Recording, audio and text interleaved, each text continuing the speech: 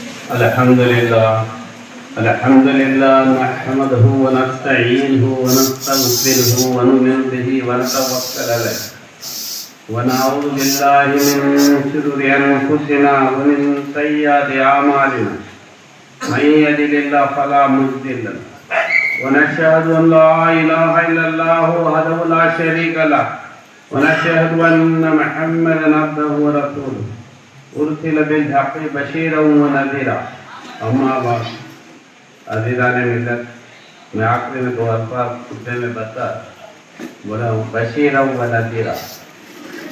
जिसने हुजूर की बात मान लिया तो कामयाब हो गया, जिसने इनकार कर दिया नज़ीरा उसे दर्दनाक अज़ाब से डराओ बोलता है।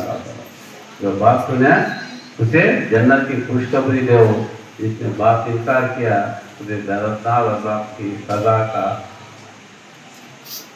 पैगाम बताओ।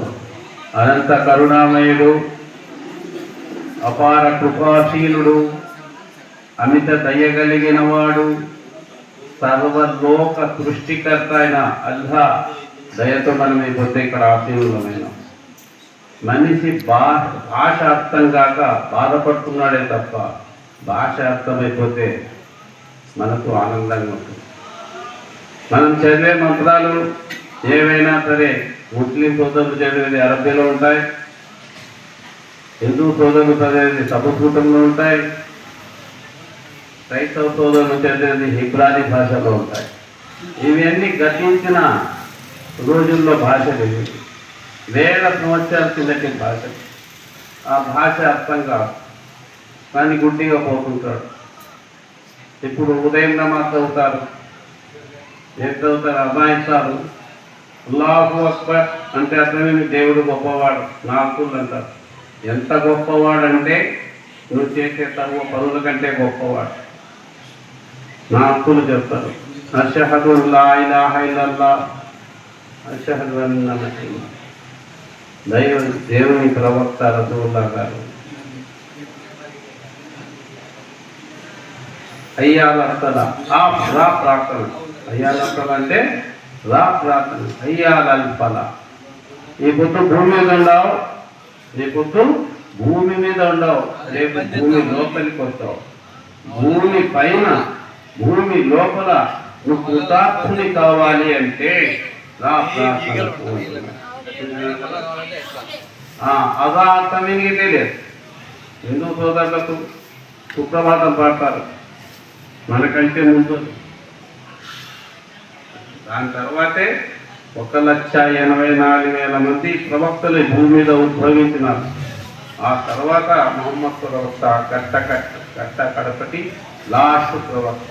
ఈ తర్వాత ఈ ప్రవక్తల రాక సర్వలోక సృష్టికర్త సమాప్తం చేశారు. ఈయనే లాస్ట్ ప్రవక్తగా పంపించారు. ప్రతి భాషలో కూడా ప్రార్థన విధానాలు ఉన్నాయి. కాబట్టి మన ప్రార్థన విధానాన్ని తెల్లవారు వచ్చింది లేనైనా రా ప్రార్థనకు అని అర్థం. ఆ ప్రార్థన ఉంటుంది. ఇప్పుడు బషీరు నజీరా అన్నాం. బషీర్ అంటే పుష్కబరి అంటే శుభవార్త, ప్రవక్త శుభవార్త ఇచ్చేవాడు. నజీరా వినకపోతే భయంకరమైన దేవుని యొక్క దండన శిక్షణ గురించి తెలిపేవాడే ప్రవక్తగా. కాబట్టి మనం ఆ ప్రవక్త గారి ఆజ్ఞ తీసుకొని మనం ఆయన ఆచరణ తీసుకొని మన జీవితంగా సంభవామి యుగే యుగే అంటారు. ఎప్పుడు ధర్మం గతి తప్పుతుందో అప్పుడు ఈ భూమి మీద ఒక అద్వితీయ దివ్య పురుషుడు ఉద్భవిస్తాయి అంటాయి గ్రంథాలను. ఆ ఉద్భవించిన కట్ట కడపటి ప్రవక్తే మహమ్మద్ సల్లల్లాహు అలైహి వసల్లం. ఆయన నేర్పించింది ఏమిటి? రెండే విచారం. చాలా విచారం చెప్పారు కానీ చాలా సులభం, అందరూ ఆచరించదగినట్టే. ఒకటి దేవుడు, రెండు దేవుని ప్రార్థన చేసే విధానం. ఆ మంత్రం మీకు చెప్పాను. ఇప్పుడు తెల్లారుజామున చదివే మంత్రం చెప్పాను. రా ప్రార్థన అనుకుంటున్నాం. భూమి పైన భూమి లోపల నువ్వు హుతాత్మని కావాలంటే ప్రార్థన. ఎప్పుడు ఇచ్చినారు ఇది? మహాప్రవక్త ఇచ్చారు. ఒక ఆజ్ఞ ఇవ్వబడుతుంది. ఎవరిస్తారు? ప్రభుత్వం. ఎలా గవర్నమెంట్ ప్రభుత్వం అనౌన్స్ చేస్తుంది. ఆ ప్రభుత్వం ఇచ్చిన ఆజ్ఞకు, అనౌన్స్మెంట్కు మనం కట్టుబడకపోతే అప్పుడేం జరగదు. దాని ప్రభావం నిదానంగా మన మీద ప్రభావం చూపిస్తుంది. కాబట్టి మనం ఆయన యొక్క ప్రకటన మనం స్వీకరించాలి. మరి అంతటి శక్తివంతుడైన ప్రవక్త ఈ భూమి మీద ఉద్భవించడం అంటే మామూలు విషయం. ఒక వ్యక్తి మనము వస్తున్నాము, మన ఊరికి ఒక ఎమ్మెల్యే వస్తున్నారు అంటే ఒక రకమైన గౌరవం ఉంటుంది. ప్రభుత్వం ఒక రకమైన ఆహ్వానం చేస్తుంది. ఎంఆర్ఓలు, ఆర్ఐలు వీళ్ళంతా ఎదుర్కొంటుంటారు. ఎమ్మెల్యే వస్తున్నారు, ఆ ఏరియా టీచర్లు ఎదుర్కొంటారు. అదే ఎంపీ వస్తే డిస్టిక్ లెవెల్లో నాయకులు, అధికారులు ఎదుర్కొంటారు. అదే ముఖ్యమంత్రి వస్తే మొత్తం జిల్లాలో మన ఫోర్స్ అక్కడనే ఉంటుంది. పెద్ద పెద్ద నాయకులుగా ఎదుర్కొంటుంటారు. ఎందుకు? ఆయనకు ఇవ్వబడిన అధికారం అటువంటిది. ఈ అధికారం భూమి మీద, మానవుల మీద ప్రభావం చూపించేది. మరి ఆ సర్వలోక సృష్టికర్త అయిన అల్లాహ్ యొక్క ప్రతినిధి ముహమ్మద్ సల్లల్లాహు అలైహి వసల్లం గారు ఈ భూమి మీద ఉద్భవిస్తున్నారు, ఈ భూమి లోపల ప్రవేశిస్తున్నారు. ఆయన పాదము ఈ భూమి సోకబోతుంది అంటే ఎలాంటి స్వాగత తోరణాలు ఉంటాయి. ఆయన ఎప్పుడైతే ఆ పరమాత్ముడు అల్లాహ్ ప్రవక్త గారిని భూమి మీద పంపాలనుకున్నప్పుడు ఎటువంటి మహత్యాలు జరిగాయి అనే విషయం హదీస్ కుదుసి కంజం మధ్య నేను నిక్షేప్తమై ఉన్నా, దివ్య జ్యోతిగా ఉన్నాను అంటున్నాను ఖురాన్ బుఖారీ షరీఫ్.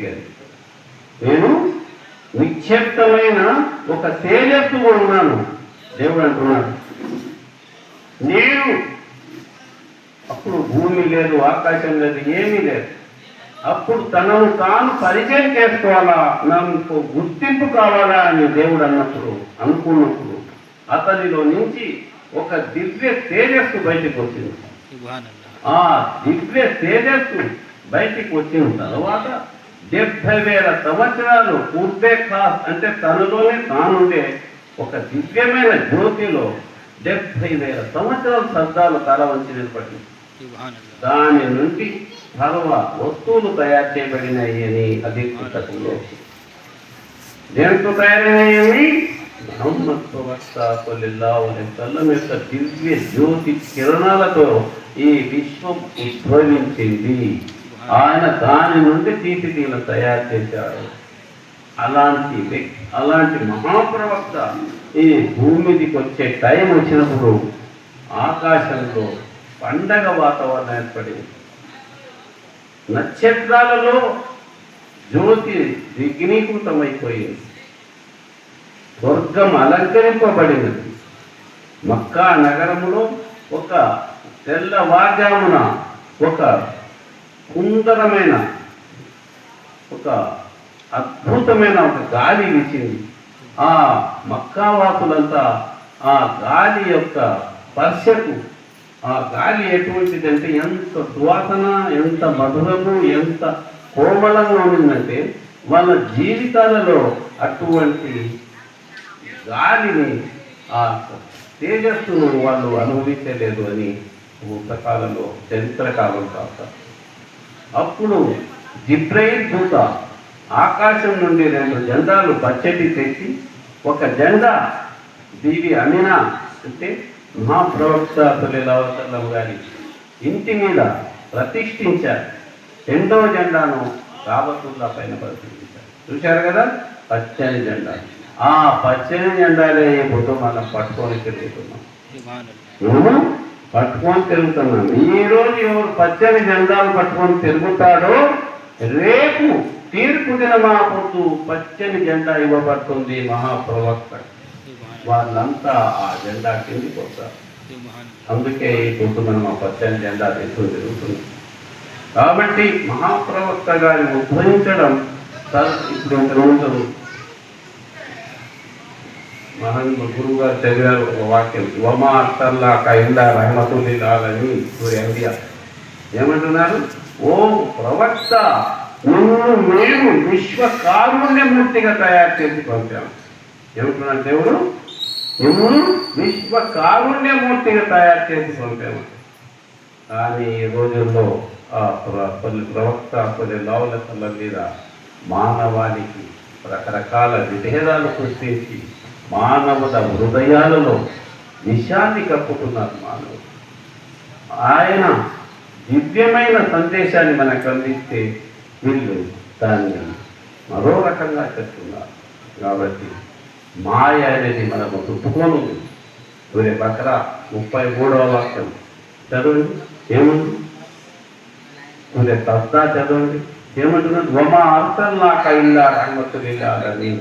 ఓ ప్రవక్త, వమా అర్సల్నా కైల్లా రహమతుల్లిల్లాలని అంటున్నాడు.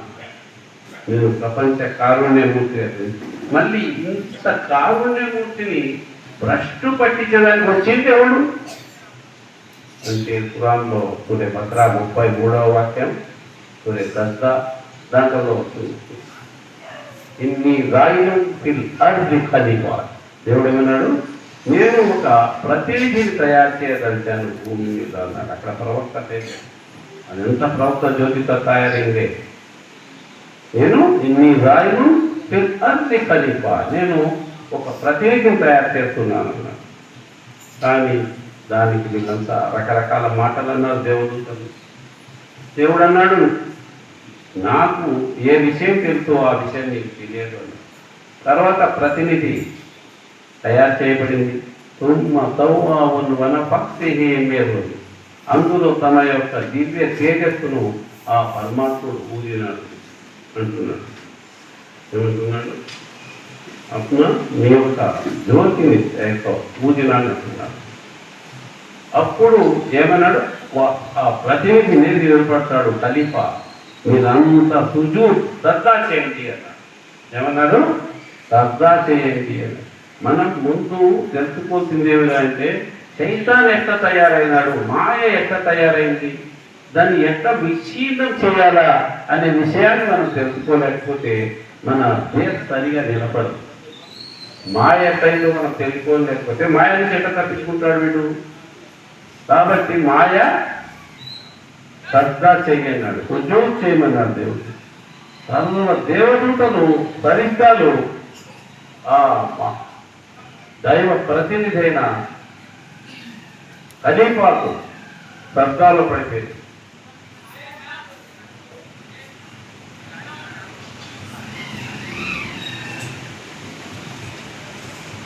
అదేంది?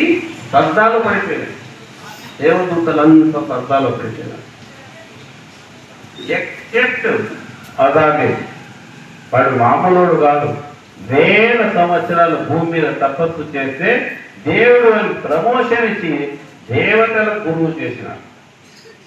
అట్లాంటి వాళ్ళు అహంకారం ప్రవేశిస్తానే దేవుడు ఏం చేశాడు? తన ప్రతినిధి తయారు చేశాడు. వాడేమన్నాడు?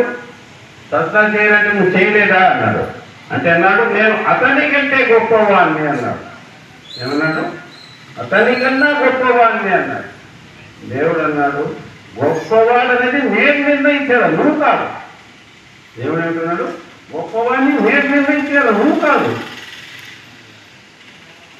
అన్నా. గెట్ అవుట్ ఫ్రమ్ హియర్ అన్నాడు. ఎక్కడి నుంచి వెళ్ళిపో, నీకు భయంకరమైన నరకదండన ఉంది అన్నాడు. వాడేమన్నాడు చెప్తా? ఏదో పోతే పోయేది. నేను 80,000 సంవత్సరాలు నీకు తపస్సు చేసినాను, ప్రార్థన చేశాను, దాని ప్రతిఫలం ఇవ్వన్నాడు. చెప్పు ఏం కావాలన్నాడు. దుష్టుడే చెడ్డవాడు చెడ్డ కోరికే కోరుకుంటాడు కదా, మంచి కోరిక ఎంత కోరుకుంటాడు అంటే అతను అన్నాడు, నాకు ఈ మానవుడు ప్రళయ దినం వరకు భూమి మీద ఉన్నంత వరకు అతని వచ్చేత్తనంలో ఎడమ వైపు నాకు స్థలాన్ని ఇవ్వన్నాడు.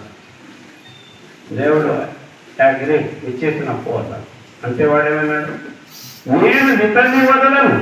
ఏమన్నాడు, ఇతన్ని నేను వదలను, నేను పొందలేవు, దీనికి 4 వైపుగా నేను చుట్టుకుంటాను, మాయని మీద ప్రభావితం చేస్తాను, వీన్ని నేను నాతో పాటు నరకానికి తీసుకొని పోతాను.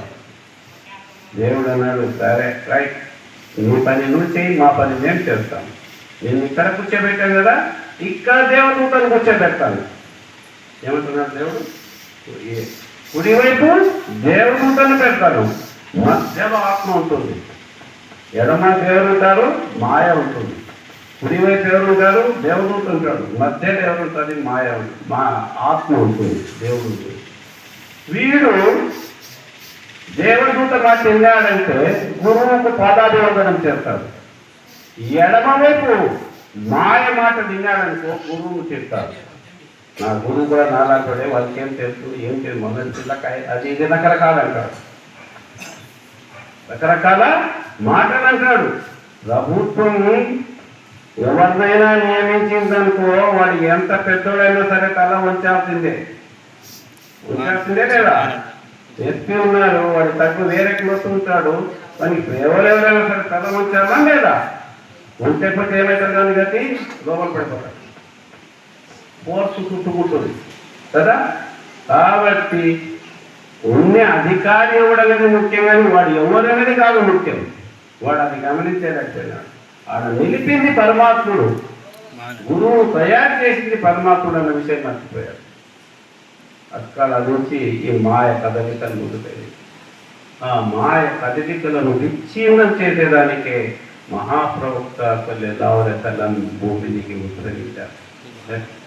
చెప్పాను కదా, ధర్మం ఎప్పుడు గతి తప్పుతుందో అప్పుడు ఒక దివ్య పురుషుడు భూమి మీద ఉద్భవిస్తాడని ఆ కలియుగం ఎంట్రన్స్ అయిపోయింది. కాబట్టి కట్టకడపటి మహాగురు విశ్వగురు అయిన మహమ్మద్ సల్లల్లాహు అలైహి వసల్లం గారికి భూమి మీదకి పంపించాడు ఆ సర్వలోక సృష్టికర్త అయిన పరమాత్మ. అతను తెచ్చిందేమిటి, తారక మంత్రం తెచ్చాడు. ఏమంత్రం తెచ్చాడు, తారక మంత్రం. అది ఏ భాషలో ఉంది, సంస్కృతంలో. దేంట్లో ఉంది, అరబ్బీలో. ఏ గురువు చెప్పిన తారక మంత్రం ఆయన తెలిసిన భాషలో ఉంది, సంస్కృతంలో, ఇబ్రానీ భాషలో. ఈయనకు అరబ్బీలో ఇవ్వబడింది. ఏమిటి ఆ తారక మంత్రం, లా ఇలాహ ఇల్లల్లాహ్ ముహమ్మదు రసూలుల్లాహ్. మనం దీన్ని ఏమనుకుంటామంటే ఇది ముస్లింల మంత్రం అనుకుంటున్నాం, కానీ దాన్ని అర్థం ముస్లింకే తెలియదు. లా అంటే లేడు, ఇలా అంటే పూజించేది, ఇల్లల్లాహ్ అంటే దేవుడు. ఎంత సులభంగా ఉంది, ఉండేదే దేవుడికి అర్థం కాదు, అది సాయిగుణ మంత్రం అనుకుంటున్నాం. లా అంటే లేడు, ఇలా అంటే పూజించేవాడు, ఇల్లల్లా అంటే దేవుడు. దేవుడు తప్ప పూజించడానికి అర్హుడు ఎవరు కాదు. మహమ్మద్ సల్లల్లాహు అలైహి వసల్లం దేవుడు పంపిన మెసెంజర్, అంబాసిడర్, ప్రవక్త. మళ్ళీ గురువుకు కాళ్ళు ముక్కడమేది, కాళ్ళు గురువుకు మొక్కేది వేరు. వాళ్ళు దేవదూత చేసింది సుజూద్. ఏం శ్రద్ధ అది, సాధిని శ్రద్ధ. ఆయన యొక్క అధికారాన్ని, ఆయన యొక్క ప్రతినిధి తత్వాన్ని, ఆయనకు ఇవ్వబడిన తారక మంత్రం యొక్క గొప్పతనాన్ని గౌరవించేదానికే పాదాభివందనం చేయమన్నాడు అల్లాహ్ తఆలా. కలెక్టర్కి ఇచ్చిన అధికారం చూస్తేనే నిలబడేది కదా. ఎవరు నిలబడతారు, ఎంఆర్ఓ నిలబడతారు. కలెక్టర్ చూస్తే ఎవరు నిలబడతారు, ఎంఆర్ఓ నిలబడతారు, ఆర్టీఓ నిలబడతారు కదా. వస్తున్నారంటే తొందరగా పోతారు. రాజులపల్లెకు కలెక్టర్ గారు వస్తున్నారంటే ఎవరు అవుతారు, డిస్టిక్ మొత్తం సరౌండర్లో ఉండే ఆఫీసర్స్ అందరూ హాజరవుతారు. ఎందుకు హాజరవుతారు, ఎదురు చూస్తుంటారు, ఎప్పుడు కలెక్టర్ గారు నా దగ్గర చూస్తారు, నా ఏం తప్పులు చేస్తారని కదా. రిక్షా దొక్కేటోడు ఉంటాడు, ఒక అతను రిక్షా దొక్కేతను ఉంటాడు. అతను చూస్తాడా, కలెక్టర్ చెప్పి నా కొడుకు వాడు వస్తే మనకేం, నేను పోతే మనకేం రా పప్ప అంటాడు కదా. కలెక్టర్ రిక్షా దొక్కడా, ఎందుకంటే వానికి ప్రయోజనమే లేదు, వానికి ప్రయోజనం, కానీ ఎంఆర్ఓ ప్రయోజనం. ఎవరైతే దైవ భక్తుడవుతాడో అతనికి గురువుతో అవసరం. ఎవడైతే దైవ భక్తుడు కాదో గురువుతో ఏర్పడింది, గురువుని తిట్టిపోతాడు. వాడు గురువు అంటారు, వానికి పాత కథ మాకు తెలుసులే, వాని కథ మాకు తెలుసు. అదే గురువు గారు చెప్పినారు, మహాప్రవక్త గారు ఒకరోజు నిలబడి ఉన్నారు. ఎదురుగా ఒక వ్యక్తి వచ్చాడు, వచ్చి తిట్టడం మొదలుపెట్టాడు. ఓ ప్రవక్త, ప్రపంచంలో నీలాంటి వ్యక్తి లేడు, నీ అంత చెడ్డ వ్యక్తి లేడు, నువ్వుంటే ఈ మధ్యన అంత ఇది ద్వేషమైన ఊరే లేదు, నువ్వంటే నాకు విపరీతమైన ద్వేషం, నువ్వంటే నాకు విపరీతమైన అసూయ, నువ్వంటే నాకు విపరీతమైన పగ అన్నారు. పక్కనే శిష్యుడు ఉన్నారు. శిష్యుడు కోపంగా రే అని అంటాను పారిపోయినాడు. భయపడి పారిపోయినాడు. ప్రవక్తగా నవ్వుతూ ఉన్నారు. పర్వతనే అబూబకర్ సిద్దీక్ రలియల్లాహు ఉన్నారు. ఆయన తిట్టాడు, ఏంది గురువు గారు వాడు అట్లా తిట్టానని మిమ్మల్ని, మీరు గమ్మనున్నారే, నువ్వు రానైనా ఎదురు నిలబడరానైనా, ఎదురు నిలబడి ఇంకా మాట్లాడరాను. ఆయన అక్కడ చూస్తేనే మహాప్రవక్త గారు, మీరు దివ్య తేజస్సు కలిగిన వారు, మీరు దైవ జ్యోతితో సంపన్నులైన వారు, సుసంపన్నులైన వారు, మీరు మీ అంత ఇష్టమైన వ్యక్తి నాకు ఇంకొకటి ఎవరు ప్రపంచంలో లేదు, మీ వాక్కు పాలనే నా జీవిత ధర్మం, మీ యొక్క అడుగుజాలు నడవడమే నా యొక్క కర్తవ్యం అని పొగడమని పెట్టాను. పక్కకు రాలన్నాను, పక్కకు రాలేనాను, పక్కకు వెళ్ళి ఇప్పుడు నువ్వేమన్నా ఉన్నాను. అవును స్వామి, నేను ఈ మాట నన్ను వాడికి ఆ మాట అనలేదని. అప్పుడు ప్రవక్త గారు చెప్పారు, గురువు అనేటోడు అద్దం లాంటి వాడు. గురువు అంటే ఎవరు? అద్దం లాంటి వాడు. వానికి ఎవరు కానొస్తారు? వాడే కానొస్తాడు. ఈయన ముఖాన్ని ఎదురు చూసుకొని నీ ముఖాన్ని మసి ఉందంటే వీడు చూసేది తన ప్రతిబింబాన్ని, తన యొక్క గుణగణాలు ఆడ కానొచ్చినాయి. ఆడ ఏం కానొచ్చినాయి? గురువు ఎదురుగా నిలబడితే వాని యొక్క గుణగణాలే వానికి కానొచ్చినాయి. అబూబకర్ సిద్దీక్ రలియల్లాహు నిలబడితే గురువు గారి తేజస్సు చూసినాడు. వాడు ఎదురుగా అయిపోతే వారిలో ఉండే దయ్యం వానికి కానొచ్చింది. కాబట్టి ప్రతి వ్యక్తి గురువును తిట్టకపోతే వాడు గురువే కాదు. గురువును తిట్టాలి, గురువును తిట్టాల, గురువుకు శత్రువులు ఉండాలి. అప్పుడే దేవుని యొక్క అనుగ్రహం వచ్చేది. లేకపోతే దైవ అనుగ్రహం రాదు. ఎవరికి గురువుకు శత్రువులు లేకపోయినా, గురువుకు తిట్టకపోయినా, గురువుకు అనకపోతే దైవ అనుగ్రహం రానే రాదు. గురు చరిత్ర చదవండి. కృష్ణుడు తిట్టినాడు, రాముని తిట్టినాడు కదా ఆ రోజుల్లో, పాండవులు తిట్టినాడు. దూరం ఎవడాడమన్నాడు? అదే కదా కృష్ణుడు ఎంతమంది పెళ్లి చేస్తున్నాడు, రాముడు ఇట్లా చేశాడు. కానీ ఆ మహాదేవుడు మహానీయులను తిట్టారు, దుర్మార్గులు ఎవరు తిట్టాడు? ఎవరు తిట్టారు దుర్మార్గులు? కాబట్టి మహాప్రవక్త అడుగుజాడల్లో నచ్చడం, ఆయన తిట్టిన తారక మంత్రం ఏంటంటే తెలుసా?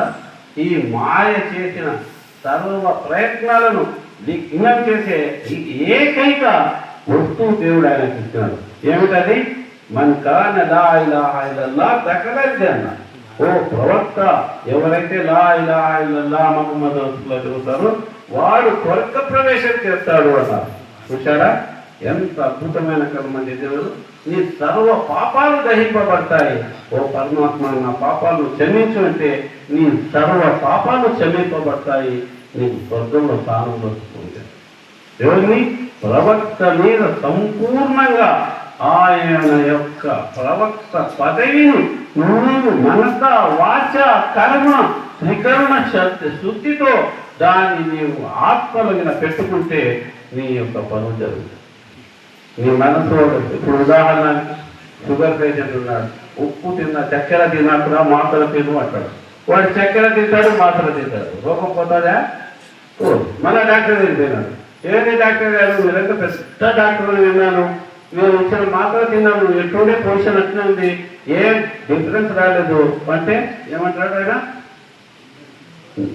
ఏదో సంథింగ్ ఇది పొరపాటు నీలో ఉంది. ఏం చేసినావు? చక్కెర తిన్నావు, తిన్నాను.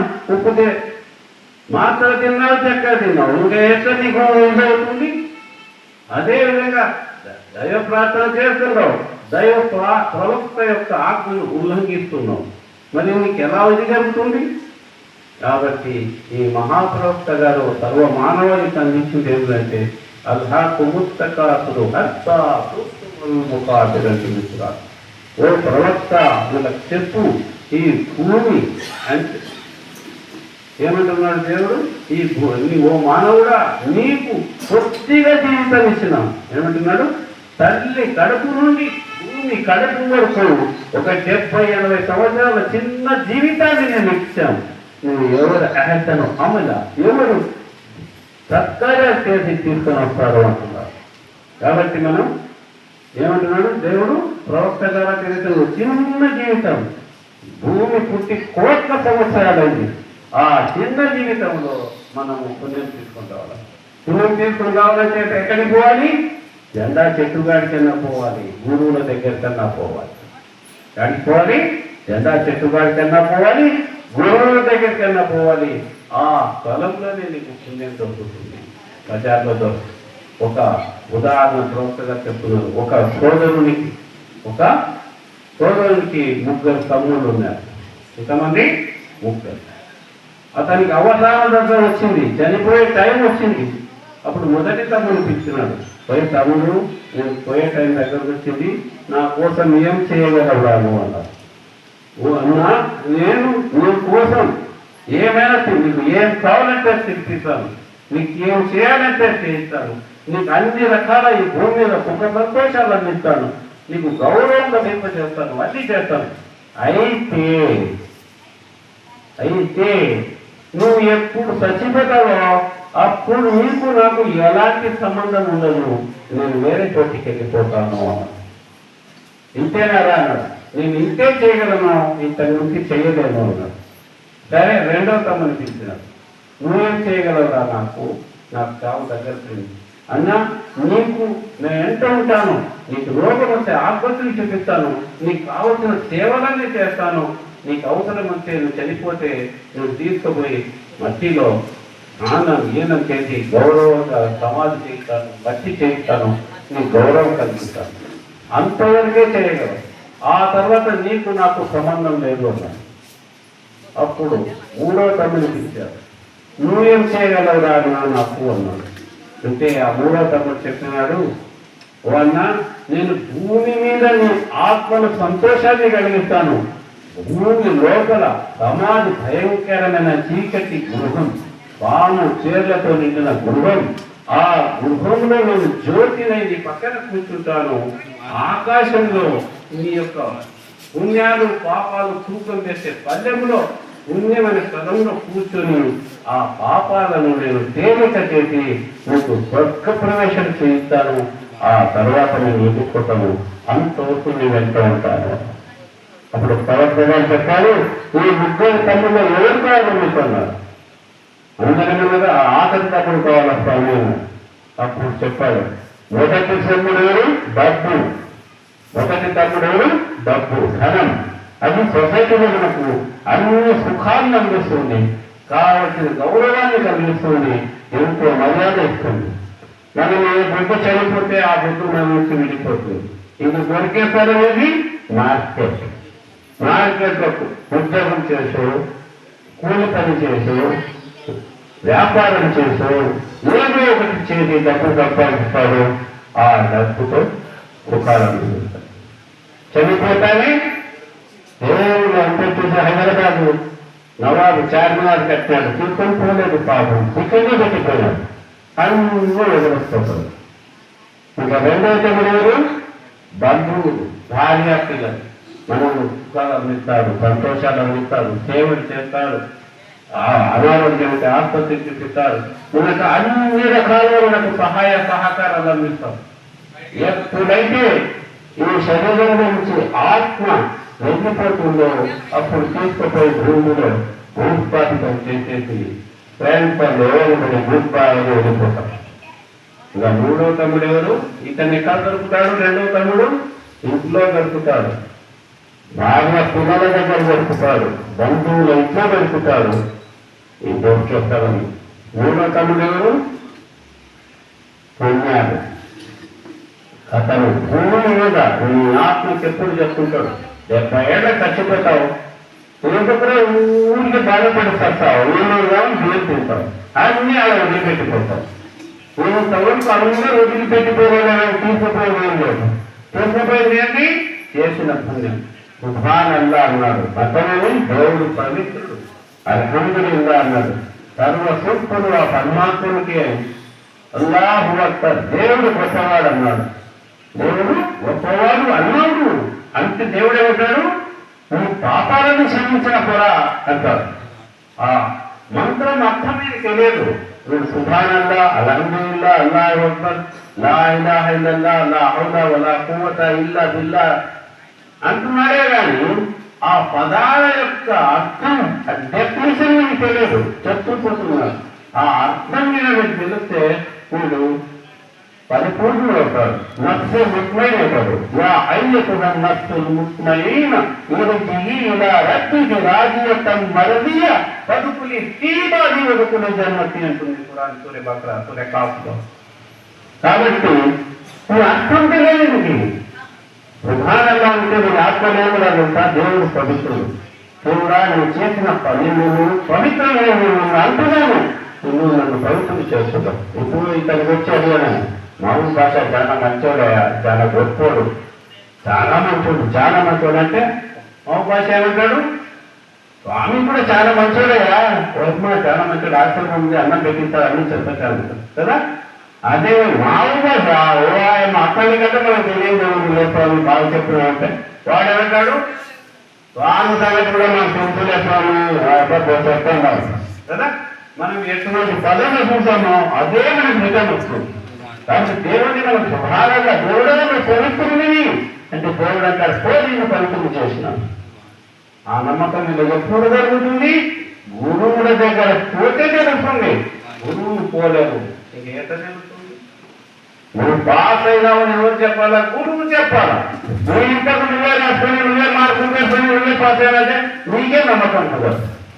కాబట్టి ఇక్కడ ఏమంటున్నాను, ఇక్కడ పురోహితుడు ఎక్కడ దొరుకుతాడు, గురువుల దగ్గర దొరుకుతాడు, దర్గాలో దొరుకుతాడు, మసీదులో దొరుకుతాడు, గురువుల పాఠాల దొరుకుతాడు. ఆ గురువు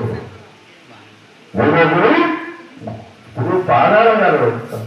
ఒక అతను వచ్చిన పేరు చెప్పడానికి వచ్చేవాడు, పాదాలు మొక్కడం ఎక్కడుందంటే పాదాలు పురాణం చదవలేవారా మీకు, సగమే చదివించినారు, పూర్తి పురాణం చదివిస్తే ఆ మాట అన్నావు. అదేమిటన్నా చెప్పిన సూర్య భద్రాలు 33వ వాక్యం 34 వాక్యాలు చెప్పాను. అంటే అది ఆకాశం పైన దేవుడు చేసినాడు, అది కాదు అందులో వాడు దాటిస్తాడు, అది వాడు దాటిస్తాడు. అక్కడనే కాదు రాసులు చూస్తారు 2వ వాక్యం 99వ వాక్యం చదువు. ఏమంటున్నాడు దేవుడు, కళలు యూసుఫ్ చలాంటూ 11 నక్షత్రాలు సూర్యుడు చదువుతారు సర్దార్ చేశారు. మళ్ళా భూమి మీద నిసర్లో 11 తమ్ముడు అన్నులు సర్దార్ చేసినారు. చూసినారా లేదా, చేసినారు. అయ్యేండి మీరు పక్కన ఎందుకంటే దేవుడికి ఎడమవైపుగా మాట్లాడుతున్నాడు. మాయండి కదా సైతాను, వాడి మాట్లాడుతున్నాడు, వాడిని గురువు అనుకుంటాడు ఒక్కడు, వాడి అహంకారం పెరుగుతాడు. కాబట్టి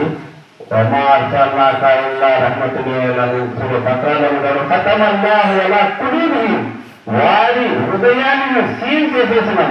నువ్వు ఎంత చెప్పినా అంత పోదు ప్రవక్త అంటున్నాడు.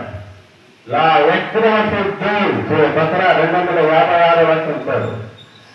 మత విషయంలో ధర్మ విషయంలో బలవంతం లేదు, నువ్వు చెప్తే పోతాది, వాని తర్వాత నువ్వు వస్తాడు లేకపోతే లేదు.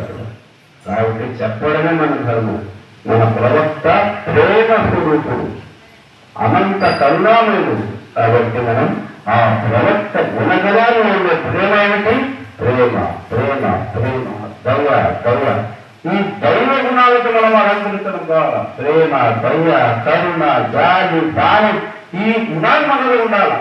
ఈ గుణాలు ఆపోజిట్లో ఉంటే రాక్షస గుణాలు మనలో ఉంటాయి. కాబట్టి మనం దైవ గుణాలతో అలంకృతం అవుతాం. మహాప్రవక్త అడుగుజాడలో మనం నిమిషాలు అర్థమగా